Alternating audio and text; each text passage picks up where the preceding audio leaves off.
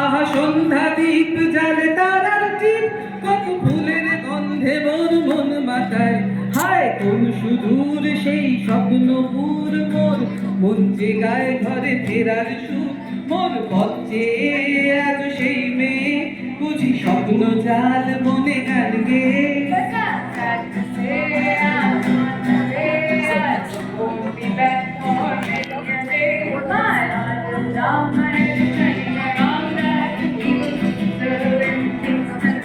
হায় কোন সুদূর সেই স্বপ্নপুর মোর, মন যে গায়ে ঘরে ফেরার সুর। মোর পক্ষে আজ সেই মেয়ে, বুঝি স্বপ্ন জাল বনে গান গে।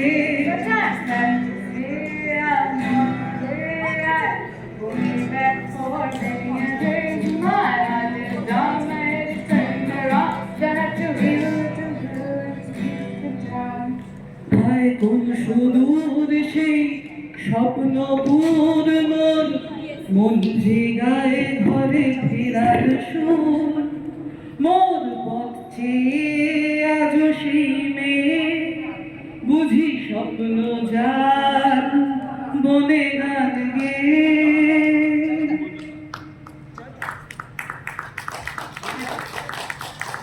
ওখানে তখন কতবার করে বললাম গাড়ি নিয়ে রাস্তায় যাস না, গাড়ি চালানো না, মেয়েদের কাজ নয়। কথা শুনি না, গেলি আর অ্যাক্সিডেন্ট করে বসে আছিস। কি ব্যাপারটা? এসব মিঠুদিনের কথাবার্তা বলো না। একটা অ্যাক্সিডেন্ট হয়েছে, যে কোনো কারণেই হতে পারে। এটা ছেলে মেয়ে কোথায় পাচ্ছে? হ্যাঁ দেখ, রাস্তায় যে কেউ বেরোলেই অ্যাক্সিডেন্ট করতে পারে, কিন্তু করে না। করে কারে? যে তোরা মেয়েরা। আর তোদের মতো দু চারটে যদি রাস্তায় বেরিয়ে পড়ে, ওরে বাবা, আমাদের প্রাণ প্রস্তাব আছে। দিদি, এই আরে দিদি, দিদি, দিদি প্লিজ আকাশ থেকে কিছু বল। তখন থেকে আমি উল্টোপাল্টা কথা বলে যাচ্ছে। কেন? কি বলেছে? আরে এগুলো কি করে হলো? বল এবার তো দিদিকে বল, আমাকে তো ভুল কাম কাছিলি, বল। গাড়িটা ঘোরাতে গিয়ে ডাল সামলাতে পারি, পড়ে গেছি। তাই নিয়ে তখন থেকে উল্টোপাল্টা কথা বলে যাচ্ছে। আরে তুই তো জানিস তোর আকাশ সবসময় কিরকম ইয়ার্কি করে। আর না, ও তোকে কত ভালোবাসে না? ও please, I don't need that kind of love. আমি পড়ে গেছি, এতে সব মেয়েদের দোষ কোথায়? আর এই যে ব্যাপারটাকে জেনারেলাইজ করা, যে মেয়েরা গাড়ি চালাতে পারে না, মেয়েরা গাড়ি নিয়ে বেরোলেই নাকি অ্যাক্সিডেন্ট হয়, এগুলো কি ধরনের মানসিকতা? আর তুই এগুলো হেসে উড়িয়ে দিচ্ছিস দিদি, আনবিলিভেবল। আরে ধুর, ও ওভাবে বলতে চাইনি, আসলে কেয়ার করে না। Care my food. ওর বাবার কষ্ট হয় না, ওর বোনটা দিন দিন অসভ্য হয়ে উঠছে। নিভন্ত এই চুল্লিতে মা একটু আগুন দে, আর একটু কাল বেঁচে থাকি বাঁচার আনন্দে। নিভন্ত এই চুল্লিতে মা একটু আগুন দে, আর একটু কাল বেঁচে থাকি বাঁচার আনন্দে। নটন নটন পায়রা গুলি খাঁচাতে বন্দি, দু এক মুঠো ভাত পেলে তাও রাতে বন্দি। নটন নটন পায়রা গুলি খাঁচাতে বন্দি, দু এক মুঠো ভাত পেলে তাও রাতে বন্দি। আরে তোকে ভাত দি, কি দিয়ে যে ভাত দি হায়। আরে তোকে ভাত দেব, কি দিয়ে যে ভাত দেব হায়। নিভন্ত এই চুল্লি তবে একটু আগুন দে, হাড়ের শিরা শিখার মতন মারার আনন্দে। নিভন্ত এই চুল্লি তবে একটু আগুন দে, হাড়ের শিরা শিখার মতন মারার আনন্দে। দুই পারে দুই রুই কাতলার মারলি ফন্দি, বাঁচার আশায় হাত হাতিয়া মৃত্যুতে বন্দি।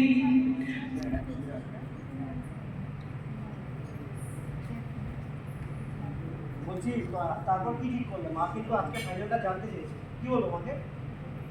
দেখো আকাশ, আমি তো তোমাকে অনেকবার করে বলেছি, আর এমফিলটা তো আমি শুধু শুধু এমনি এমনি করিনি তোমার বউ হয়ে থাকার জন্য।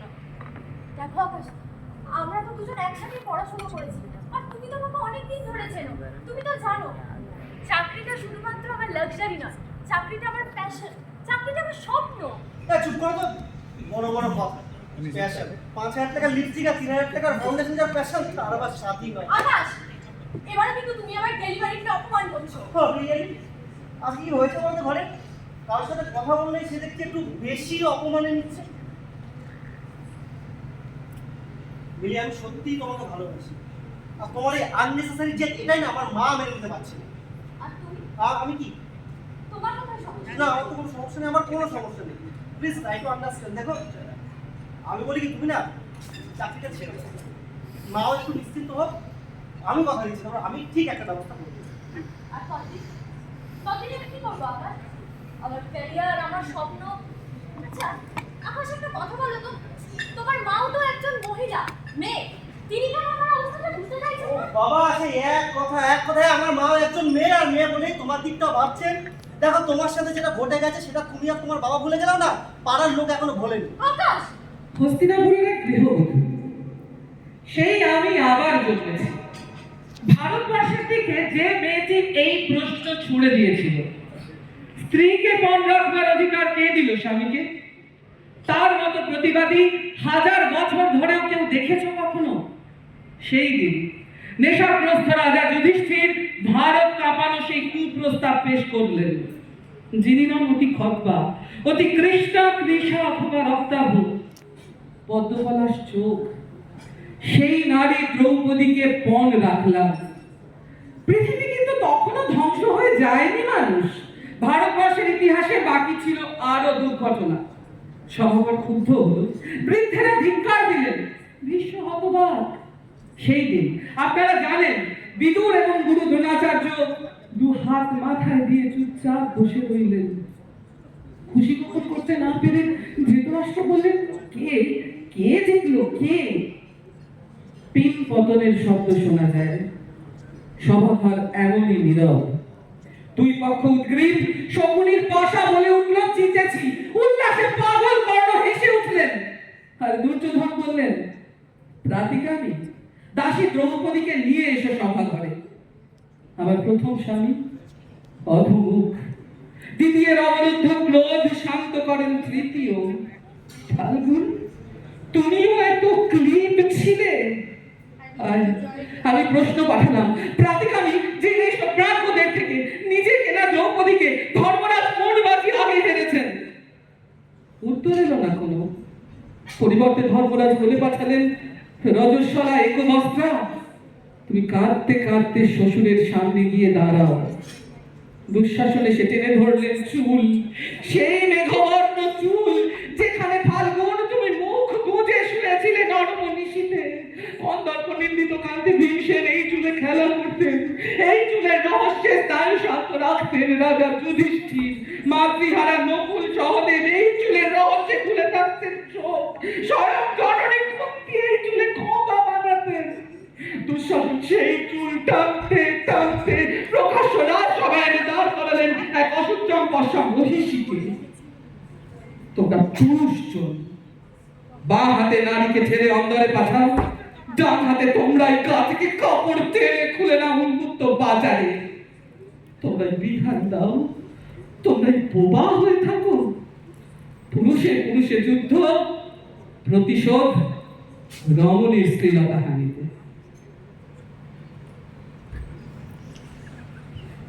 বেরিয়ে যাও, এক্ষুনি এখান থেকে বেরিয়ে যাও আকাশ। আমার কথাগুলো আদারওয়াইজ দেখো, তোমার সাথে একটা দুর্ঘটনা ঘটে গেছে, সেটা আমরা কেউ ধরে বসে নেই, আমরা যথেষ্ট এগিয়ে ভাবছি। আর দেখো, আমাকে তোমাকে নিয়ে সব কিছু নয়। আর যদি তোমার সাথে যেটা ঘটেছে অন্য যে কোনো মেয়ের সাথে ঘটলে যে কোনো সেটা সম্পর্ক রাখতো না, আমি কিন্তু সেটা করিনি। আমি তোমার পাশে থেকেছি। আর ইনফ্যাক্ট আমার মা সবটা মেনে নিয়েছে। মা শুধুমাত্র বলছে তুমি চাকরিটা দেখো, আমি তুমি নিয়ে সব নয়।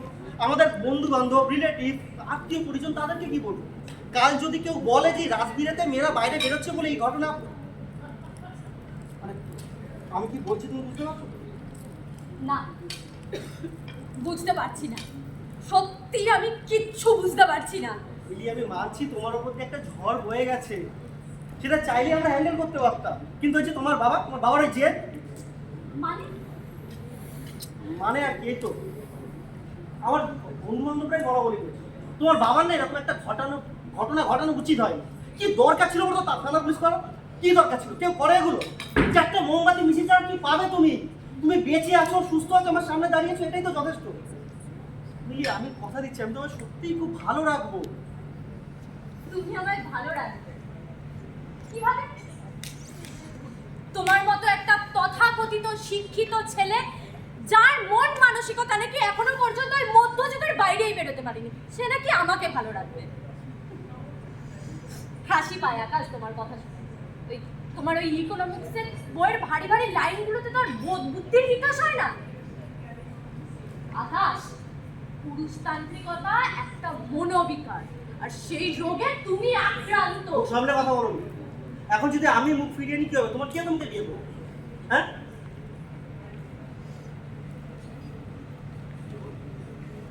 এই জন্যই তো তোমার এই অবস্থা, তোমার বাবা জেদের জন্য। আমার এই অবস্থা মানে কি বলতে কি চাইছো তুমি? এই তো তোমার পাড়ার লোকজনই তো বলে তোমার বোন নাকি বেশ তোমার বাবার আশকারাতে এই সমস্ত হচ্ছে। আকাশ, ওর মেয়ের বয়স মাত্র 14 বছর। আকাশ, ওর নিজের ওরিয়েন্টেশন বোঝার এখনো পর্যন্ত হয়তো ক্ষমতাই হয়নি। আর তোমার কথা মেনে নিলাম, সত্যিই মেনে নিলাম তোমার কথা, কিন্তু তাই বলে তুমি এটাকে এভাবে করবে? আরে আকাশ, কাম অন, তুমি 2026-এ বাস করছো। মানুষ চাঁদে পৌঁছে গেছে।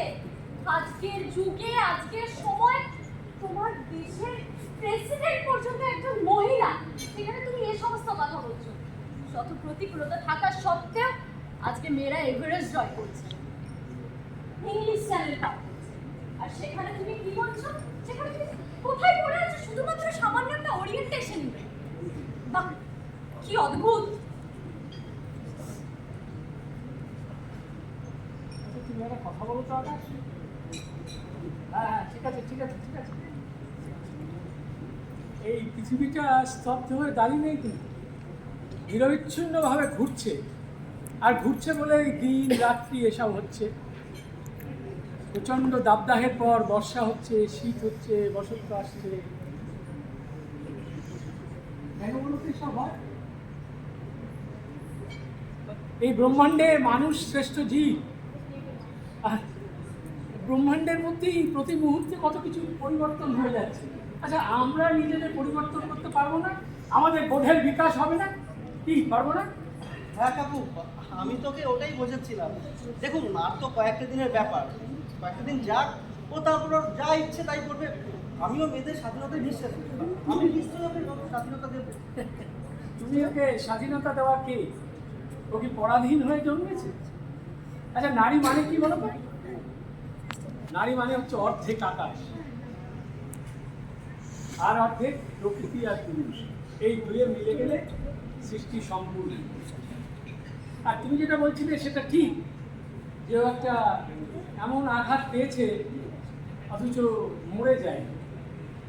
আসলে কি জানো তো, তোমার মতো জামাই পেলে করতে যাবে সবাই, কিন্তু এটাই একমাত্র পথ নয়। তুমি হয়তো সুযোগ্য জামাই হতে পারো, কিন্তু এটাও তো ঠিক, একটা মেয়ে কি বিয়ে করা ছাড়া আর কোনো পথ নেই? সে কি আর অন্য কোনো কিছু বেছে নিতে পারে না? না, আমি বলতে চাইছি যে ওর ওই যে আঘাতটা শারীরিকভাবে হয়তো খুব দ্রুত সেরে যাবে, কিন্তু ওর মনে যে আঘাত পেয়েছে সেটা যদি ওর শুশ্রূষা না পায় তাহলে ঠিক হবে। আর এত কষ্ট করে দিন রাত এক করে যে চাকরিটা ও জোগাড় করেছে, সেটা শুধু তোমার কথাতে আর তোমার মায়ের জন্য ছেড়ে দেবে? প্লিজ,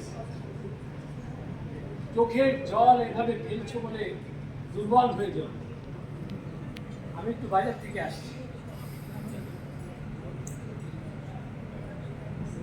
কি বলে গেল? কি করছে উনি? আমি কিছু বুঝি না, যা বোঝার উনি বোঝেন। এই জন্য তোমার এই অবস্থা, তোমার বোনটা হয়েছে। কি হচ্ছে? ওই যে বললাম, তোমার বোনকে পাড়ার লোকজন অসুস্থ ভাবে ওকে লেসবিয়ান। আজকের যুগে এসে তুমি এটাকে অসুস্থতা বলছো? সত্যি ভাবতে কি অদ্ভুত লাগে। আসলে কি জানো তো আল্লাহ, তোমার সাথে না আমার থাকাটা উচিত না। আমার মনে হয় আমাদের দুজনের রাস্তা আলাদা হয়ে যাওয়াটাই ভালো। আসলে কি জানো তো আকাশ, এই মানে একটু একটু কম পরিমাণ থাকলেও না একসাথে থাকা যায়, কিন্তু যেখানে পারস্পরিক কোনো রকম সম্মান নেই, যেখানে তোমার একসাথে থাকার সঙ্গে কোনো মানেই হয় না, ঠিকই রাখা হবে আমাদের দুজনের আলাদা হয়ে যাওয়াই ভালো।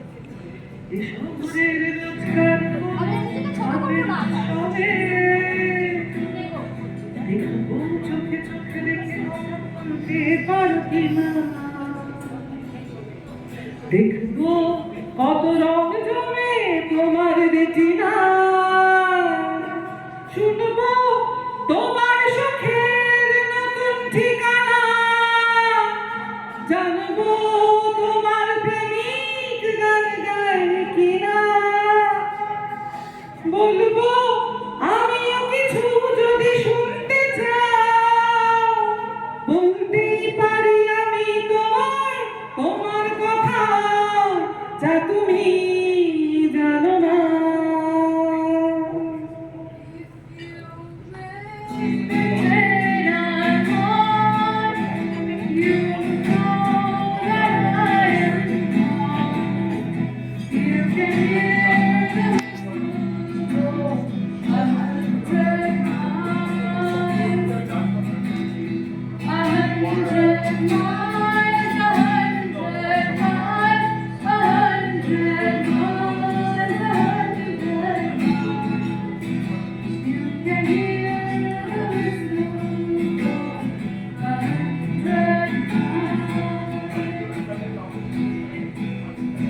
যদি আসে এমন দিন আমি হয়ে গেছি বিলি, বাতাসে ছড়িয়ে সুমধু,